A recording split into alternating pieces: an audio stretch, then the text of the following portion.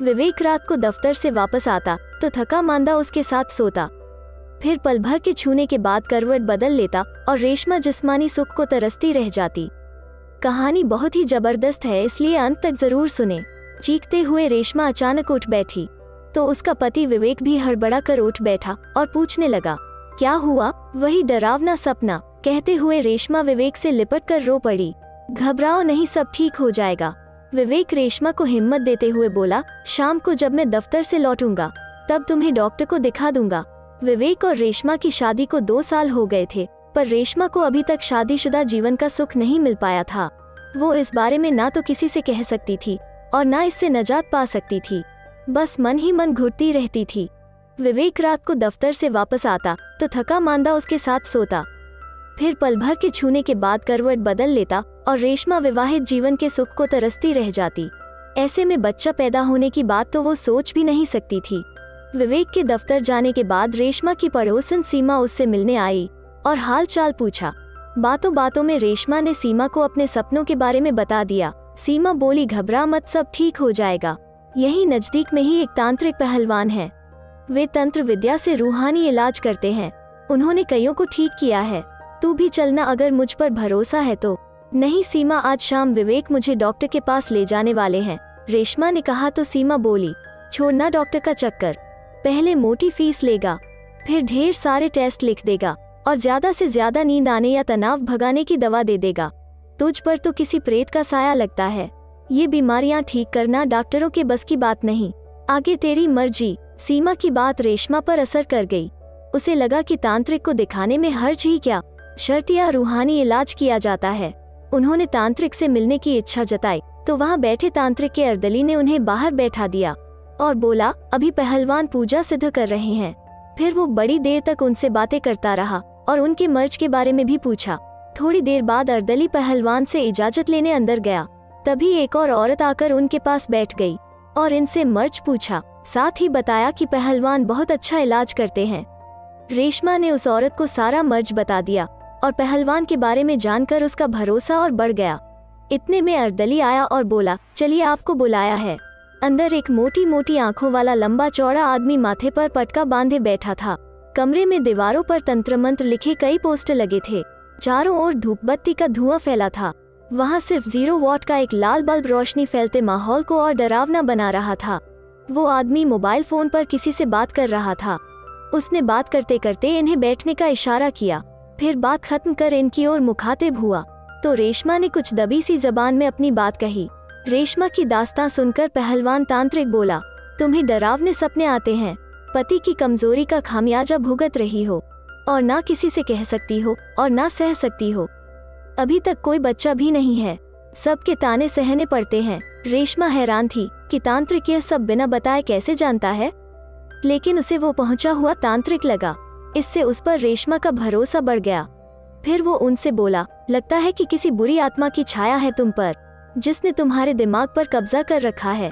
इसका इलाज हो जाएगा, लेकिन जैसा मैं कहूँ वैसा करना होगा। 4-5 बार झाड़ फूंक के लिए बुलाऊंगा, नतीजा खुद तुम्हारे सामने आ जाएगा।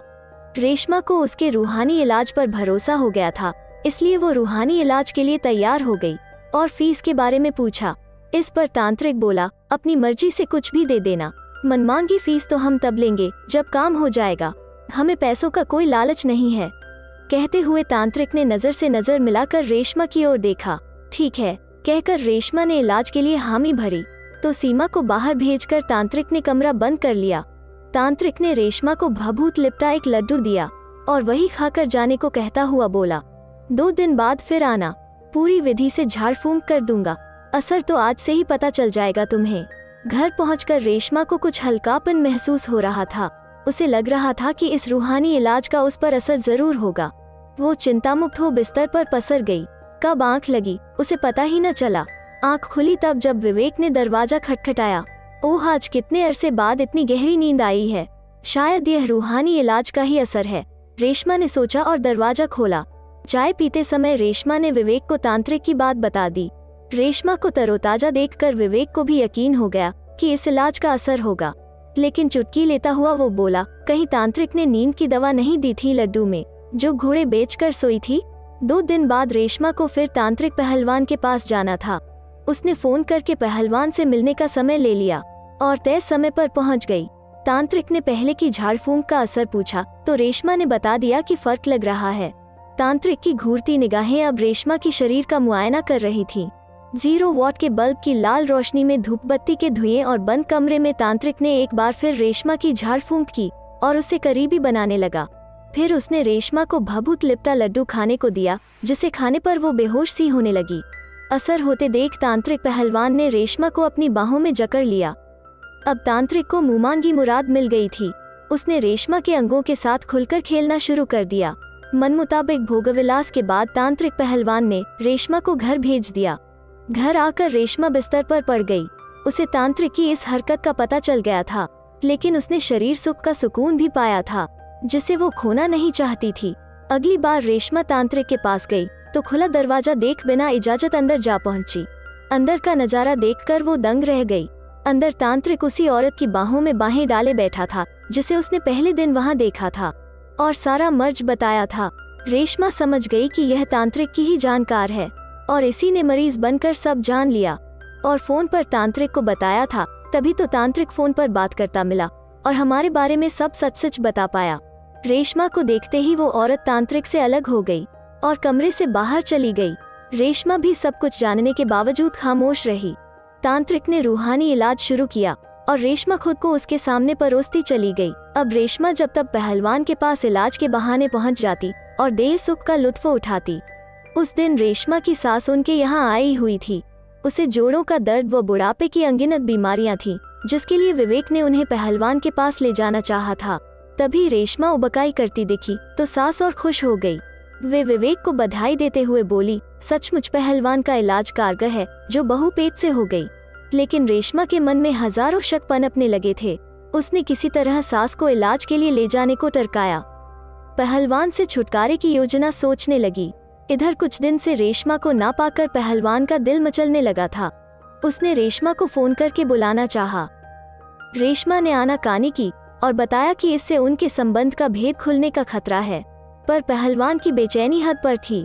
तांत्रिक पहलवान बोला, अगर तुम नहीं आओगी तो मैं तुम्हारे इस संबंध के बारे में खुद तुम्हारे पति को बता दूंगा। अब रेशमा दुविधा में थी। पति को बताए तो परेशानी और ना बताए तो पहलवान का डर। रेशमा को खुद को बचाना मुश्किल हो रहा था। उधर पहलवान तांत्रिक ने दोबारा फोन करके धमकाया, अगर तुम यहाँ नहीं आई तो तुम्हारे पति को बता दूंगा। रात भर रेशमा बचने का उपाय सोचती रही। उसे लग रहा था जैसे उसे पुरानी बीमारी ने फिर आ जकड़ा था। वो गहरे तनाव में थी। अचानक उसके दिमाग में कुछ आया और वो निश्चिंत होकर सो गई। सुबह उठी और बाहर जाकर पहलवान को फोन कर दिया कि शाम को वो उसके पास आएगी। इससे वो खुश व संतुष्ट हो गया। साथ ही उसने अपने पति विवेक को विश्वास में लिया और बोली, देखो तुम सासू माँ का इलाज पहलवान से करवाने की कह रहे थे, लेकिन मैं तुम्हें बता दूं कि वो ठीक आदमी नहीं है। मंत्र पढ़ते समय उसने मुझे भी कई बार छूने की कोशिश की। सुनते ही विवेक आग बबूला हो गया और बोला, तुमने पहले क्यों नहीं बताया? मैं करता हूँ उसका रूहानी इलाज। आज ही उसके खिलाफ पुलिस में शिकायत करता हूँ। रेशमा ने उसे रोका, उसे खुद को भी तो बचाना था। फिर वो बोली, मैं आज शाम इलाज के लिए वहाँ जाऊंगी। अगर उसने ऐसी कोई बात की तो तुम्हें फोन कर दूंगी। तुम फौरन पुलिस लेकर पहुँच जाना। अब रेशमा रूहानी इलाज करने वाले पहलवान तांत्रिक के पास पहुंची। रेशमा को देखते ही पहलवान खुश हो गया। वो झूठा गुस्सा दिखाते हुए बोला, तुम समझती क्या हो खुद को? मैं जब बुलाऊं तुम्हें आना होगा, वरना मैं तुम्हारे पति को सब बता दूंगा। कहते हुए उसने दरवाजा बंद किया और रेशमा को अपनी बाहों में जकड़ने लगा। तब तक रेशमा अपने पति को मिस कॉल करके संकेत दे चुकी थी। थोड़ी ही देर में विवेक पुलिस को लेकर आ पहुंचा। पहलवान रंगे हाथों पकड़ा गया। पुलिस उसके कमरे पर ताला जड़कर उसे साथ ले गई। उधर रेशमा खुश थी। उसने एक तीर से 2 निशाने जो साधे थे। एक तो उसने रूहानी इलाज के बहाने अपनी भूख खत्म की, फिर तांत्रिक को पकड़वा कर खुद को उसके चंगुल से निकाल लिया था। साथ ही पति की नजरों में भी उसने खुद को बेदाग साबित कर लिया था। धन्यवाद दोस्तों वीडियो को लाइक करें और हमारे चैनल को जरूर सब्सक्राइब करें। मिलते हैं एक नई कहानी के साथ वापस। तब तक के लिए अपना ख्याल रखें।